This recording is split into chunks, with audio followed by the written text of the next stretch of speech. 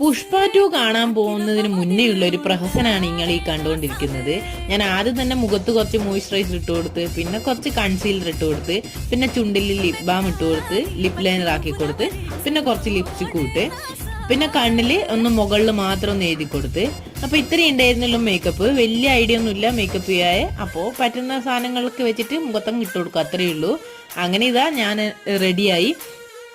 എന്റെ final look എന്ന് പറയുന്നത് ഇതാന്നേ. എങ്ങനെയുണ്ട്? വലിയ രസമൊന്നുമില്ല അല്ലേ?